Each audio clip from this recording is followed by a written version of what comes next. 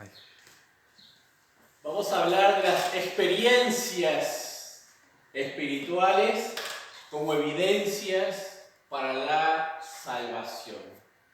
Porque más de una vez podremos haber pensado, soy salvo, no soy salvo, fulano es salvo, fulano no es salvo, dijo creer, no dijo creer.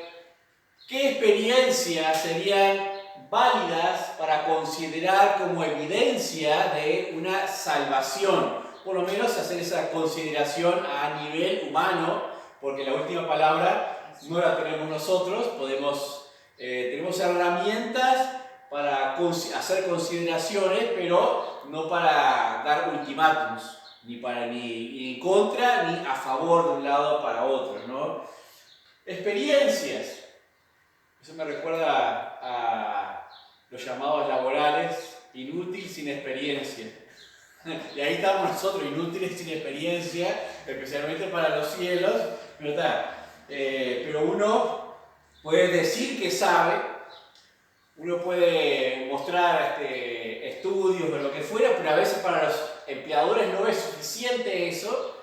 Necesitan todavía que puedan evidenciar lo que saben por algún mínimo de experiencia o de práctica también. Yo me preguntaba, mire si los cielos llegamos allá, en la puerta dice, no permitido sin experiencia.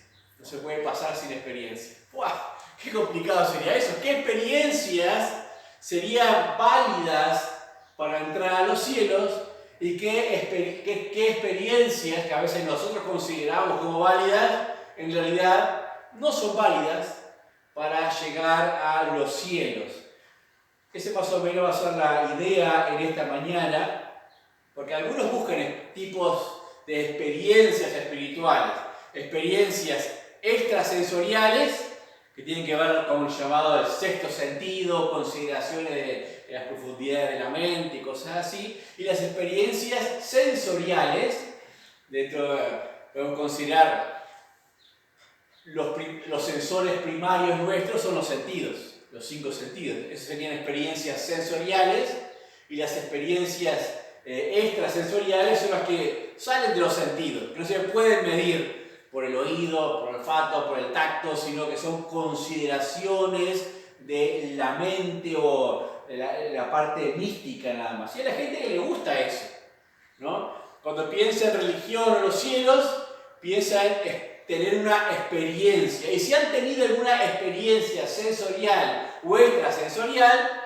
a veces consideran que ya son válidos para los cielos, o que ya tienen la tarjeta o el permiso de entrada para los cielos, ¿no? Alguna vez, capaz les ha pasado, le han preguntado a alguien si es salvo, o si considera que es salvo, y a veces dicen que sí. Por lo general, hasta un incrédulo que considera la realidad de los cielos te va a decir, creo que sí, o el más honesto te va a decir, no sé, ¿no? Pero el que te diga creo que sí, a veces puede estar basándose en alguna experiencia o sensorial o extrasensorial. Por ejemplo, te puede decir, porque un día tenía que pasar por determinado barrio oscuro una noche que estaba bravísimo y yo le pedí a Dios y no pasó nada. Entonces sé que Dios está conmigo. Puede ser esa experiencia extrasensorial, podríamos llamarla así. O otros te han dicho, yo nací de nuevo. Sí. Me atropelló un camión, dijeron, no había expectativa de vida, pero aquí estoy bien. Dios me dio una nueva vida. Yo nací de nuevo, así que yo estoy seguro que iré a los cielos. Es una experiencia mechada entre sensorial, de los sentidos, y extrasensorial por la consideración que hace de eso. O un médico me dijo, este año, más de este año no pasas, y ya llevo 10 años y Dios me tiene aquí, entonces Dios está conmigo. Esas experiencias realmente son evidencias de salvación. O las experiencias más básicas, como conversábamos esta mañana, me bauticé. Es una experiencia también, ¿no? Hice una reflexión de fe, o participé de tal o cuales campañas evangelísticas y en aquel momento sentí esa liberación en mi vida y me caí o no me caí. Todo ese tipo de cosas, esas experiencias, vamos a ver que no necesariamente tendrán algo que ver con la salvación. No descarto que sea una experiencia que Dios la haya permitido o enviado, eso sí. Pero que tenga que ver necesariamente con la salvación es lo que tenemos que analizar, porque no toda experiencia espiritual, aun aquellas que vienen de parte de Dios, son evidencias de salvación.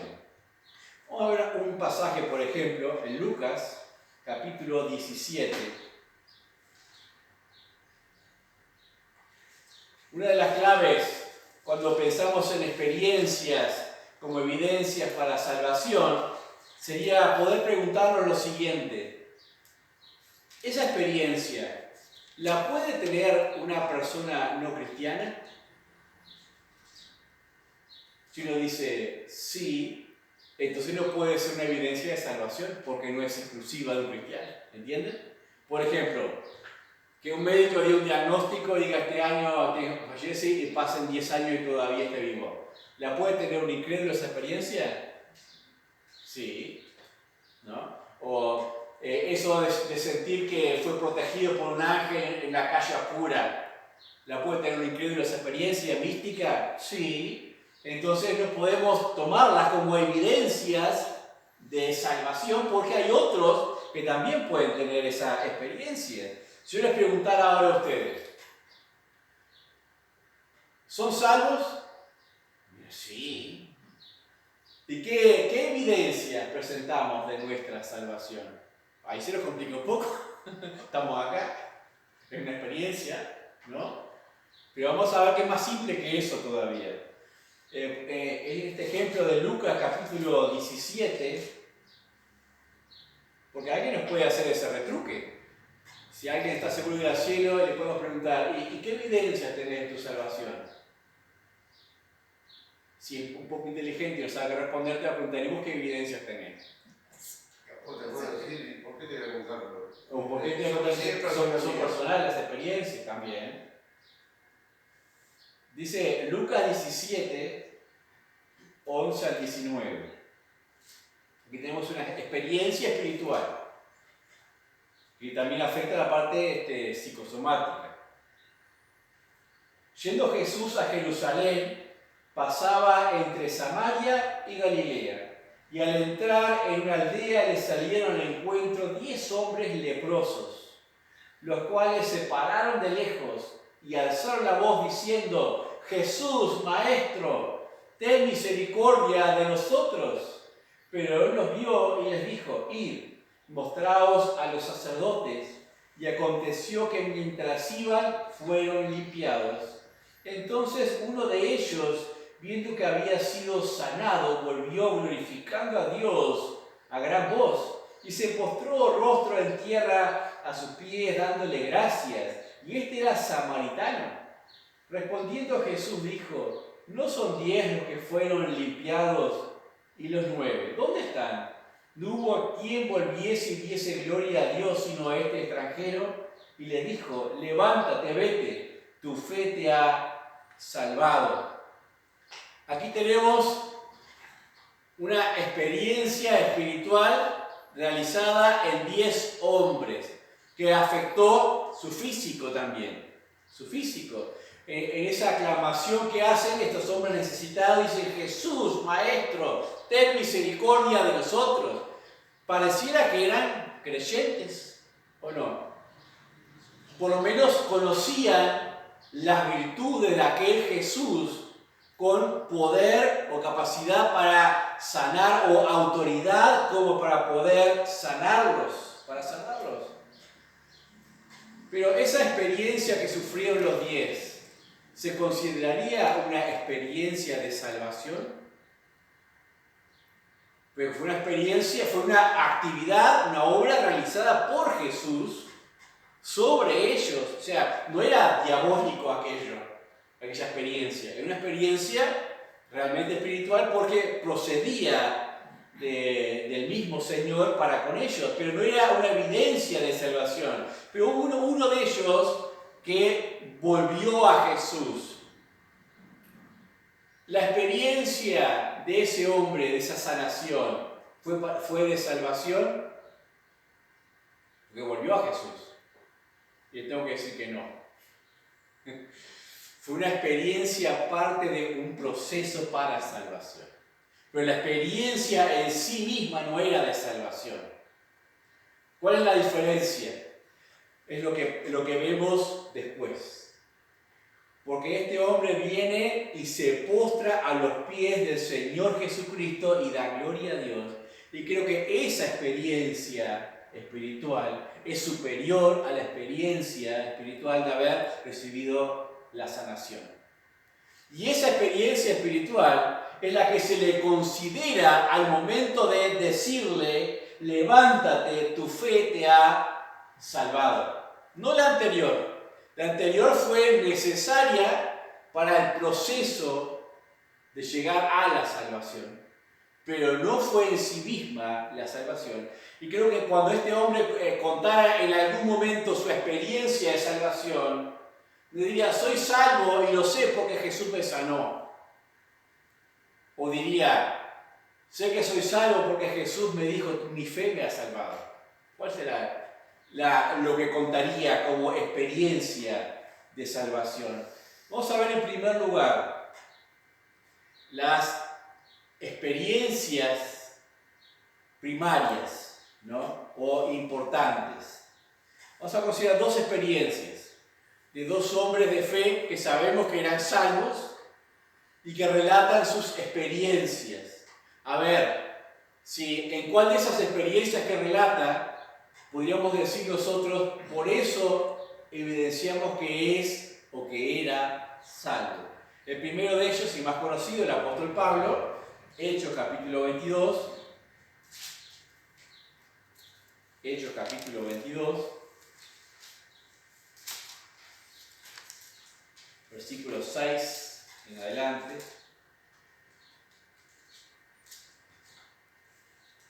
Porque justamente está relatando su conversión. Dice: pero aconteció que yendo yo, al llegar cerca de Damasco, como a mediodía, de repente me rodeó mucha luz del cielo, y caí al suelo y oí una voz que me decía: Saulo, Saulo, ¿por qué me persigues? Yo entonces respondí: ¿quién eres, Señor? Y me dijo: yo soy Jesús de Nazaret, a quien tú persigues. Y los que estaban conmigo vieron a la verdad la luz y se espantaron, pero no entendieron la voz del que hablaba conmigo. Y dije: ¿qué haré, Señor? Y el Señor me dijo: levántate y ve a Damasco, y allí se te dirá todo lo que está ordenado que hagas. Y como yo lo veía a causa de la gloria de la luz, llevado de la mano por los que estaban conmigo, llegué a Damasco. Entonces uno llamado Ananías, varón piadoso según la ley, que tenía buen testimonio de todos los judíos que allí moraban, vino a mí acercándose, me dijo: hermano Saulo, recibe la vista. Y yo en aquella misma hora recobré la vista y miré. Y él dijo: el Dios de nuestros padres te ha escogido para que conozcas su voluntad y que veas al justo y oigas la voz de su boca. Entonces serás testigo suyo a todos los hombres de lo que has visto y oído. Ahora pues, ¿por qué te detienes? Levántate y bautízate y lava tus pecados invocando su nombre. Y me aconteció, vuelto a Jerusalén, que orando en el templo me vino un éxtasis, y le vi que me decía: date prisa y sal prontamente de Jerusalén, porque no recibirán tu testimonio acerca de mí. Yo dije: Señor, ellos saben que yo encarcelaba y azotaba en todas las sinagogas a los que creían en ti. Y cuando se derramaba la sangre de Esteban, tu testigo, yo mismo también estaba presente y consentía en su muerte, y guardaba las ropas de los que le mataban. Pero me dijo: ve, porque yo te enviaré lejos a los gentiles. ¿Cuántas experiencias hay, no? Vemos el relato de un montón de experiencias que sufre Saulo de Tarso, Pablo, en relación al Señor Jesucristo desde la caída en tierra de aquella luz brillante. Esa es una experiencia fantástica, pero no era en sí la salvación todavía. Es lo que relata es como el leproso, los procesos que sufrió para llegar a entender cuál era la salvación, o para llegar a conocer al Señor Jesucristo como su Salvador. Entonces, dentro de todo eso que vemos allí, ¿qué tomarían ustedes como evidencia de salvación?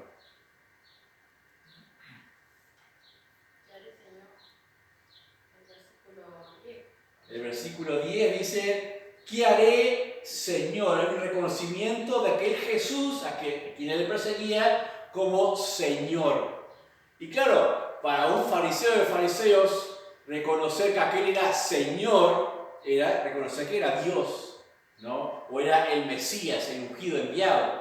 Entonces, claro, en esa expresión está lo que encontramos de, por ejemplo, Romanos 19, el que invocare que Jesús es el Señor, que creyó en su corazón que Jesús es el Señor, será salvo, ¿no? Entonces, Pablo estaba haciendo eso, estaba creyendo que Jesús era el Señor, pero además, lo que vemos en los procesos posteriores, lo que sucede en los procesos posteriores de las experiencias sensoriales o extrasensoriales es lo que importa.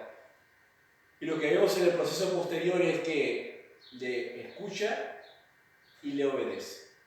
Le escucha y obedece. Esa es la verdadera experiencia espiritual. Un hombre que antes azotaba y perseguía y encarcelaba, como dice en el versículo 9, ahora está a las órdenes de ese Jesús, proclamando que Él es el Señor.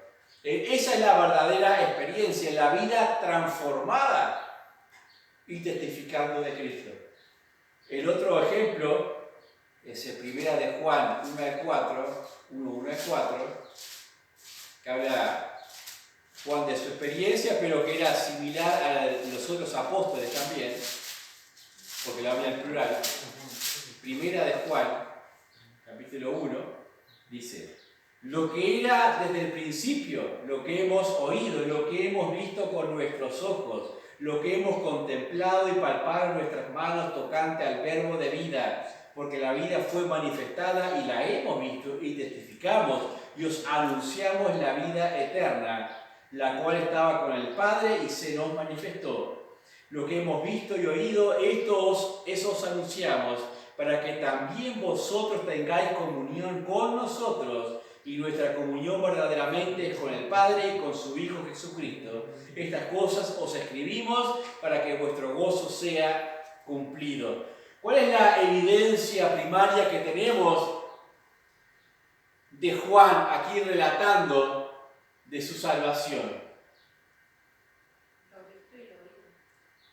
Lo visto y oído, pasado, o sea, vieron muchas sanidades, vieron milagros de Jesús, multiplicaciones de panes, calmando tempestades, resucitando a otros como a Lázaro. Experiencias fantásticas, muchísimas. Pero cuando Juan quiere hablarles para asegurarles la salvación a los oyentes o a los lectores de esta carta, no le habla de esas experiencias fantásticas, sino que le habla, dice, de lo que está sucediendo ahora en su vida.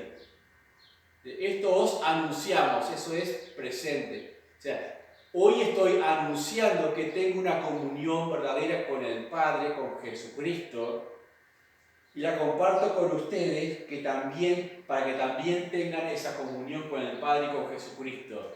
Esa es una experiencia que da evidencia de nuestra salvación, nuestra comunión con Cristo, nuestra comunión con el Padre y nuestra comunión los unos con los otros. ¿Queremos hablar de experiencias espirituales? Hablemos de fidelidad al Señor Jesucristo. Dos tipos de experiencias, la de Pablo, parecía más fantástico su relato, pero el resultado ¿cuál era? El mismo. Juan prefirió simplemente no hablar de todas las otras experiencias, de lo visto y oído, simplemente aquello le sirvió para dar testimonio de que aquel Jesús era el Mesías, el enviado. Entonces lo más importante es a lo que me ha llevado, es a la comunión con el Padre y con el mismo Jesucristo. Ahora, capaz que no les queda muy claro el relato del apóstol Pablo, pero Pablo lo aclara un poquito más en el libro de Gálatas, capítulo 1. Ahí el hecho fue más gráfico, pero aquí en Gálatas es un poco más profundo.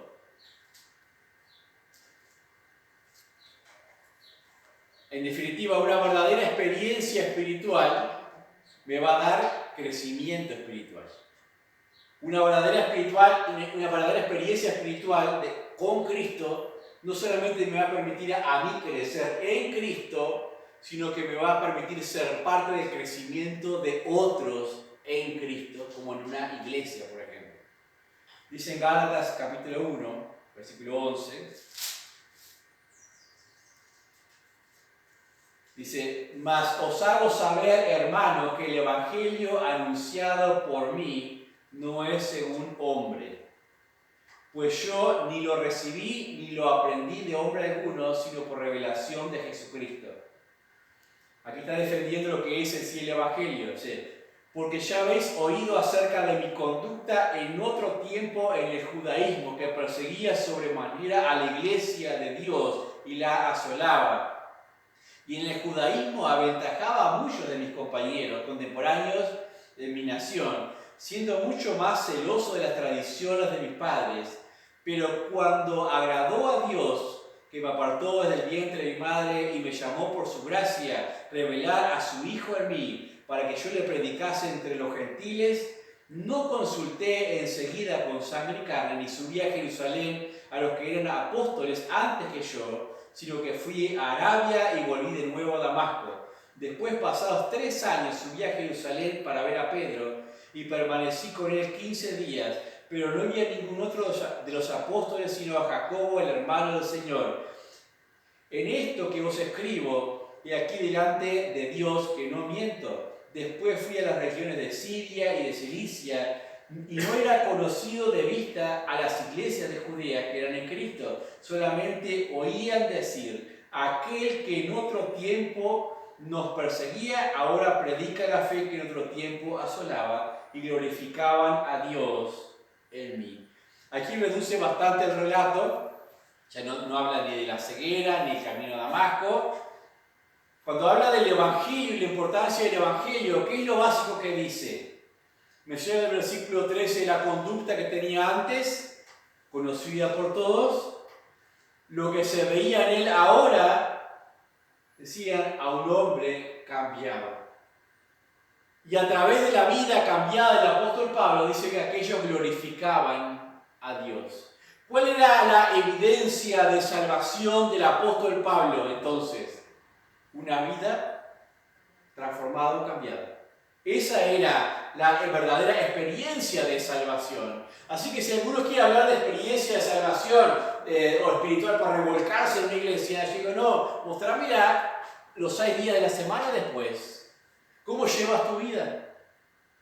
Esa es la verdadera experiencia o evidencia de salvación de una vida transformada. Porque Pablo podría haber hablado de muchos milagros, los milagros que él mismo había hecho, pero no habla de eso, habla de lo que era antes y cómo dan testimonio todos de que su vida había cambiado. Pero lo que tienen en común todos los relatos es que todos anuncian que Jesucristo es el Señor y en Él hay salvación. A la gente hoy día capaz que le fascinaría mucho más escuchar. A veces me han preguntado, yo he dicho en broma, ¿no? ¿Cómo le fue en la iglesia hoy? Fantástico. 3 expulsiones de demonios, 15 bautismos y un montón de disparates, cosas así. Medio en broma, pero a veces eso es lo que la gente quiere escuchar. A veces cuando la gente pregunta, realmente quiere escuchar algo fantástico, algo que llame a los sentidos o algo extrasensorial. A la gente capaz que uno le dice, fue muy bien la reunión hoy día, porque había unos hermanos que realmente les importó conocer algo más de Cristo y crecer en ese conocimiento. Esa es la verdadera experiencia espiritual, pero capaz que eso no suena tan fabuloso, pero esa es la verdadera experiencia espiritual que deberíamos poder relatar, ¿no?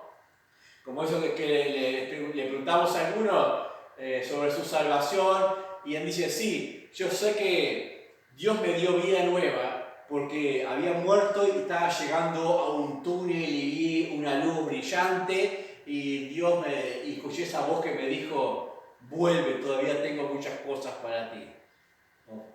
Eso es extrasensorial, ¿no? Pero escuchar esos relatos del túnel, capaz que otros ya lo han escuchado también, de la luz que ven, de las cosas que escuchan, pero sabemos que no tiene nada que ver con los asuntos espirituales, que hay mucho más de la mente y recuerdo del pasado, del nacimiento, que todo, como que en ese último momento volvemos a recordar nuestro primer luz de vida, que es cuando salimos del parto, y esa luz brillante la que en el momento de la muerte parece que quisiera que vieran de nuevo, pero no tiene nada que ver con el cielo, ¿no?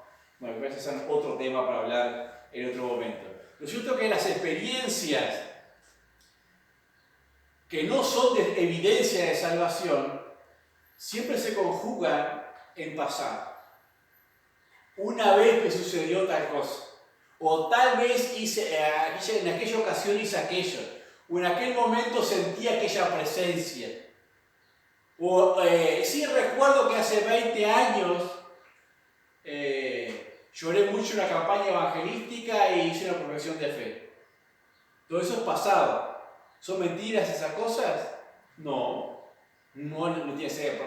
tienen por qué ser mentiras, son perfectamente reales y también que las recordemos. Pero ¿sirven de evidencia de salvación?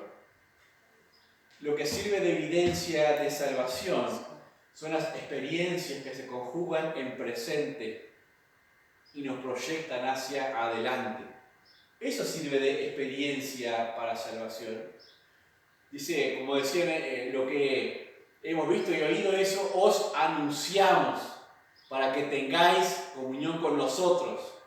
Presente continuo. Ahora, Pablo dice, predico la fe que antes asolaba. Lo que hago ahora es lo importante. Ahora, ¿cómo se inicia la experiencia de la salvación? ¿Cómo se inicia esa experiencia de la salvación? Tiene que haber un agente, tiene que haber alguien vinculado a la salvación, obrando también en nosotros, porque no es algo que diga, voy a comenzar a ser salvo hoy. Y comenzamos con un cincel a trabajar nuestra vida, nuestro corazón, nuestros pensamientos, nuestras cosas. No es tan fácil, ni podemos hacerlo sobre la vida de otras personas. Tiene que iniciarla el Espíritu Santo de Dios en nosotros. La obra de la regeneración o lo que es la salvación. Tiene que haber una intervención de Él que inicie un proceso continuo, no un proceso acabado, sino un proceso que se va a extender en cuanto me va a llevar o intentar ir llevando un proceso hacia la plenitud de Cristo, hacia la estatura de la plenitud de Cristo, que me lleve dentro de la integración también de lo que es el cuerpo local. La obra de Cristo en la vida nunca es hacia atrás, siempre es hacia adelante. Desde Cristo hacia adelante. Entonces cuando miramos hacia atrás, podemos ir tomar fecha y decir, hace 20 años que fui salvo. Y es válido eso. Pero hoy día tengo que mostrar que hubo un proceso. Si no hubo ningún proceso y después de ese hecho que yo digo que fui salvo, nunca más pasó nada espiritual en mi vida, ni desarrollo, ni crecimiento, ni conocimiento, entonces, ¿esta experiencia será válida? Esa es la pregunta que tenemos que llegar a hacernos. Como definición, intenté anotarla ahí para los que anotan, una experiencia cristiana o de salvación sería el estado producido, como evidencia, ¿no? El estado producido en la mente, en el espíritu, o en el corazón, o en la moral del hombre, que le lleva a una unión y comunión con Cristo. No digo física, porque no necesariamente va a haber un proceso físico en las experiencias espirituales. Como los leprosos tuvieron una experiencia física, pero no espiritual, por lo menos aquellos 9 leprosos. Entonces esa experiencia que me lleva a una comunión con el Señor Jesucristo y con el Padre, como lo decía también Juan en Primera de Juan. Ahora bien, ¿qué no es una experiencia primaria? Para poder decir qué es, vamos a ver qué no es una experiencia primaria de salvación. No es una inquietud, no es una percepción, no es una intuición, no es un sentimiento de decir, yo siento que fui salvo, siento que soy salvo.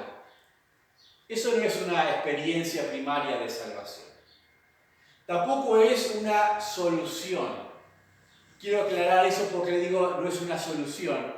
Porque generalmente cuando una persona está necesitada grandemente en algún aspecto de su vida, ya sea familiar, matrimonial, de salud, de economía, lo que fuere, está en una crisis extrema, uno llega a hablarles de Cristo con esperanza y puede encontrar cierta apertura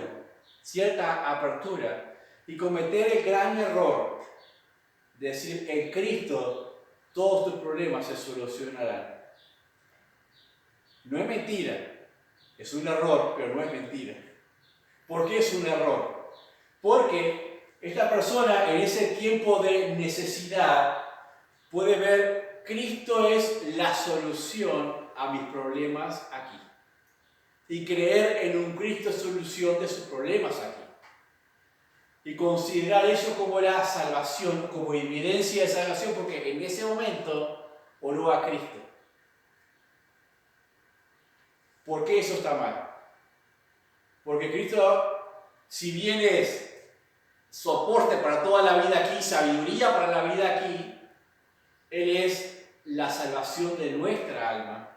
Entonces, la primera necesidad que uno ha de reconocer para ser salvo es la de su necesidad de salvación espiritual, no física o de la otra índole terrenal. Entonces, a veces ese Cristo solución de problemas terrestres puede ser un inicio errado o evidencia errada de salvación.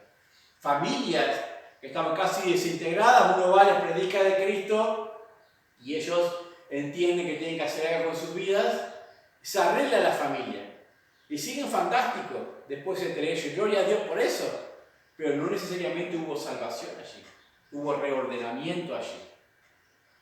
Entonces no es una experiencia, a menos que después de eso uno haya visto comunión con Cristo, crecimiento en Cristo, comunión con los hermanos. Y por último, una experiencia que sea común a todos. ¿Cuál es la experiencia real que todos los cristianos deberíamos tener en común? Una experiencia espiritual común a todos los cristianos. Encuentro con Cristo, le llamamos conversión, le llamamos también nuevo nacimiento. O sea, como le quieran llamar, nuevo nacimiento, conversión, el encuentro con Cristo es la experiencia espiritual que tendría que ser común a todos los creyentes. Entonces, no puede haber alguien que diga que va al cielo si no tiene por lo menos esta experiencia común con el resto de los cristianos. Entonces es válido, absolutamente válido, preguntar a alguien que está seguro de su salvación, decirle, ¿naciste de nuevo? ¿Te convertiste? Y alguno puede decir, ¿qué es eso? Porque pasa en muchos círculos de iglesias en los cuales, no porque estén mal, no vamos a criticar, simplemente se habla tan lindo del cielo, y mal de lo que es el pecado, la vida desordenada y todo lo demás, y se motiva a la gente a buscar los cielos, a considerar la vida eterna, y la gente lo hace y está contenta con eso y se regocija con eso y da gloria a Dios con eso, pero no hay ningún momento en su vida en el cual hubo una conversión. ¿Eso sucede? O sea, no hay un momento en su vida en el cual hubo un nuevo nacimiento, en los cuales tuvo un encuentro con Cristo, que vio su necesidad, se arrepintió de sus pecados y reconoció que Jesús es el Hijo de Dios humanado y que vino a morir por sus pecados. Es lo que recordamos hoy en el tiempo de la cena, con el pan sin levadura y con el jugo de la vid. Esa debería ser una experiencia común, básica en todos los cristianos. Los apóstoles en la antigüedad podían hablar de manifestaciones en lenguas, pues ellos se experimentaron y vieron procesos de sanidad, procesos fantásticos, maravillosos, pero cuando ellos querían hablarles de Cristo, decían, bueno, cree en el Señor Jesucristo y serás salvo. No dice, considera todas las maravillas, o experimenta tales o cuales cosas. No, cree en el Señor Jesucristo y serás salvo.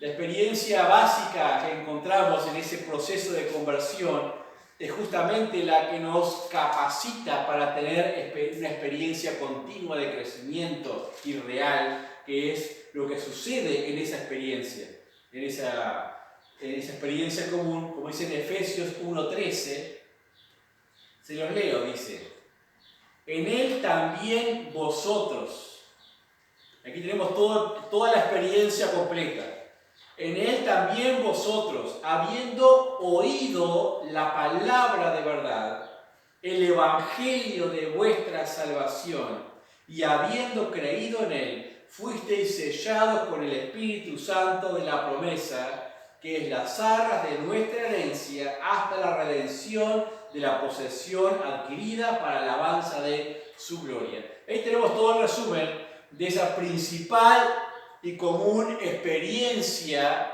a todos los que dicen ser salvos y lo son. Dice, oír la palabra de verdad, el evangelio de la salvación, todo lo que en Cristo hay salvación, habiendo creído en él, en ese momento dice, siendo sellados por el Espíritu Santo de la promesa. O sea, el Espíritu Santo de Dios viene a morar en ese momento y es donde se produce la regeneración espiritual. Y esa regeneración y vida nueva me permite crecimiento o permanencia. ¿Por qué permanencia? Porque el Espíritu permanece. Permanece y justamente a eso se le llama las arras o la garantía o seguridad de nuestra herencia hasta la redención o liberación de la posesión adquirida, que es la gloria eterna, hasta que se libere para nosotros, el Espíritu Santo está en nosotros, hasta ese momento. Eso es lo que dice el pasaje acá. O sea, la base de la verdadera experiencia, de una verdadera experiencia espiritual, siempre va a estar ligada a la predicación de la palabra de Dios. No habrá experiencias espirituales permanentes sin la predicación de la palabra de Dios. Pasó en la antigüedad, de los grandes avivamientos que hubieron, era porque se volvía a leer las escrituras y la gente se arrepentía y volvía a invocar a Dios. Pedro, por ejemplo, Pedro podría haber hablado de sus testimonios de Pentecostés, maravilloso, podría haber relatado toda su vida eso, de aquel día en el cual se paró, cuando había recibido el Espíritu, comenzó a hablar y gente de otras naciones que no entendían su idioma, la entendían en ese momento y se convirtieron como 3.000 personas, se añadieron a la iglesia. Y Pedro podría haber contado toda su vida eso como experiencia para la salvación, o lo de la viuda, lo de Gentil Cornelio y otras experiencias cuando caminó en el agua. Tenía experiencias muy lindas, fantásticas Pedro para contar, pero ¿de qué hablaba el apóstol Pedro cuando quería hablar a la gente de su salvación y su necesidad de salvación? ¿Esas cosas no fueron reales? Fueron reales, pero fueron parte de un proceso. No son evidencias en sí mismas de salvación, sino parte de un proceso de crecimiento o de salvación. Cuando Pedro habla, por ejemplo, en 2 de Pedro, capítulo 1, 2 de Pedro, capítulo 1, versículos 3 al 9,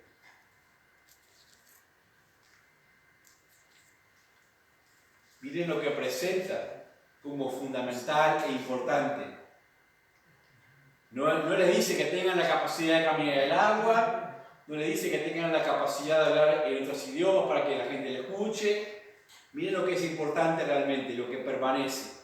Dice, como todas las cosas que pertenecen a la vida y a la piedad, nos han sido dadas por su divino poder, mediante el conocimiento de aquel que nos llamó de su gloria y excelencia, por medio de las cuales nos ha dado preciosas y grandísimas promesas, para que por ellas llegaseis a ser participantes de la naturaleza divina, habiendo huido de la corrupción que hay en el mundo a causa de la concupiscencia, vosotros también, poniendo toda diligencia por esto mismo, añadid a vuestra fe virtud, a la virtud conocimiento, al conocimiento dominio propio, al dominio propio paciencia, a la paciencia piedad, y a la piedad amor fraternal, y al afecto fraternal amor. Porque si estas cosas están en vosotros y abundan, no os dejarán estar ociosos ni sin fruto en cuanto al conocimiento de nuestro Señor Jesucristo. Pero el que no tiene estas cosas tiene la vista muy corta, es ciego, habiendo olvidado la purificación de sus antiguos pecados. Por lo cual, hermanos, tanto más procurad hacer firme vuestra vocación y elección, porque haciendo estas cosas no caeréis jamás. Y sigue hablando ahí. ¿Qué es lo importante para el apóstol Pedro cuando comunica? Él habla de la participación en la naturaleza divina después del conocimiento de aquel, de Cristo. La participación en la naturaleza divina tiene que ver con el Espíritu Santo de Dios morando en los creyentes y después los procesos, huyendo de la corrupción a causa de las concupiscencias, pero el proceso presente, continuo, mirando hacia adelante es: vosotros también, poniendo toda diligencia, añadid a vuestra fe todo lo que hay que añadir. Cuando hay vida, hay crecimiento. Cuando hay vida, hay brotes nuevos. Hay procesos de desarrollo más lentos, más rápidos, pero hay procesos de desarrollo en nuestra comunión con el Señor Jesucristo, nuestra comunión con Dios y nuestra comunión con los hermanos. Dice, por ejemplo, el versículo 18 de Pedro, como les dije, Pedro podría haberles hablado de todos esos grandes milagros y acontecimientos en su vida y haberse jactado de eso, pero dice en el versículo 19, tenemos también la palabra profética más segura, a la cual hacéis bien en estar atentos, como una antorcha que alumbra en lugar oscuro, hasta que el día esclarezca y el lucero de la mañana salga en vuestros corazones. Entendiendo primero esto, que ninguna profecía de la Escritura es de interpretación privada, etcétera, etcétera. O sea, al versículo 18 que nos leí, y nosotros oímos esta voz enviada del cielo cuando estábamos con Él en el monte santo. O sea, en el tiempo de la transfiguración, vieron a Jesús glorificado y oyeron aquella voz que autenticaba a Jesucristo como el Hijo de Dios. Pero dice, tenemos todas estas cosas. Pero ¿qué es lo que tenemos más seguro? Dice Pedro. La palabra escrita. La palabra escrita es aquello que usamos como herramienta para presentar al Señor Jesucristo. Y el testimonio de evidencia es nuestra vida. Nuestra vida cambiada, dando testimonio del Señor Jesucristo. La primera experiencia cristiana de la cual debiéramos jactarnos, es decir, era un pecador y vine a los pies de Cristo y me salvó. Esa es la primera experiencia cristiana. Y la evidencia que se tiene que ver es cómo está tu vida ahora. ¿Están dando en obediencia al Señor Jesucristo? Pero siempre, en todo relato y experiencia, Cristo es el centro. No yo, no lo que me pasó, no cómo me caí, no que casi vi la muerte y ahora estoy vivo, sino Cristo es el centro. Él me salvó, hoy le sirvo. Dice el apóstol Pablo en Gálatas 2:20, dice, con Cristo estoy presente, juntamente crucificado, y ya no vivo yo, mas vive Cristo en mí. Y lo que ahora vivo en la carne, lo vivo en la fe del Hijo de Dios, quien me amó y se entregó a sí mismo por mí. Cuando mira hacia atrás, lo único para mirar hacia atrás es la cruz de Cristo, el amor de Dios, que es lo que vamos a hacer en la Santa Cena en esta mañana. Miramos hacia atrás en la historia y recordamos los padecimientos del Señor Jesucristo. Pero cuando hablamos de experiencia de salvación es hoy. Con Cristo estoy juntamente crucificado. Ya no vivo yo, mas vive Cristo en mí. Lo que ahora vivo en la carne lo vivo en la fe del Hijo de Dios. ¿Quién es el centro ahí? ¿Yo o Cristo? Cristo es el centro. ¿Quieres hablar de experiencias cristianas? Habla de la salvación. Habla de ese momento y encuentro con el Señor Jesucristo. ¿Quieres evidenciar tu salvación? Muéstrala en tu comunión con Cristo, en tu comunión con los hermanos, unos con otros, y en tu comunión para con el Padre. ¿Quieres crecer en esa comunión? Mira las Escrituras. Obedece a las Escrituras y la palabra de Dios. En la obediencia a la palabra de Dios también estamos dando evidencias de nuestra salvación. Hay gente que necesita mantener viva su experiencia a través de experiencias sensoriales, de los sentidos, a través de experiencias extrasensoriales. Si alguien no ve una visión, no escucha algo fantástico, entonces pareciera que todo se le apaga y ya no tiene vida espiritual. Y a veces buscan esas cosas sensoriales, buscan lugares donde experimenten euforia, gritos, entonces salen de esos lugares, hoy salí lleno, y salen así, gloria a Dios, alabado sea, amén, y salen eufóricos. ¿Es mentira la experiencia que sufrieron? No. ¿Es evidencia de salvación? No, porque es sensorial. Y fue algo tal vez buscado y necesitado para mantener algo que tal vez nunca estuvo. Simplemente era una necesidad de mantener los niveles emocionales altos en relación a la piedad para justificar o considerarse que en alguna manera va a los cielos. Cuando todo eso se apaga, cuando vienen los problemas, se alejan de las iglesias, ¿qué es lo que piensan? Perdí la salvación. No voy al cielo, estoy mal con Dios. Porque la experiencia no fue la común a todos, el encuentro con Cristo, la conversión y ser sellados con el Espíritu Santo de la promesa. ¿Cómo vamos a evidenciar nuestra vida? ¿Qué pruebas de nuestras experiencias podemos presentar? Vamos a continuar un domingo más o dos hablando de estas, algo un poco más prácticos, de nuestras experiencias espirituales como prueba de nuestra salvación. Vamos a orar y continuamos el próximo domingo. Mi Dios y Padre, damos gracias por este tiempo, Dios, en el cual podemos abrir tu palabra y considerar, Padre, cosas maravillosas que has hecho en la vida de hombres como nosotros, pecadores que se han arrepentido, hombres que realmente estaban en contra de tus caminos y se oponían al Señor Jesucristo. Les has tomado y les has levantado, les has hecho nuevas criaturas.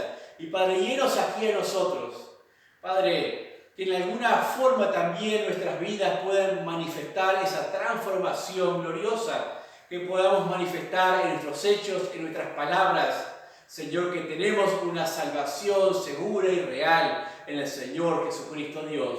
Ruego por los presentes y por los escuchas del audio, Padre, que tú obres en cada uno de ellos, y si alguno tiene dudas de su salvación, de sus experiencias espirituales, para que tengan entendimiento del conocimiento de Cristo Jesús para iluminación de sus vidas.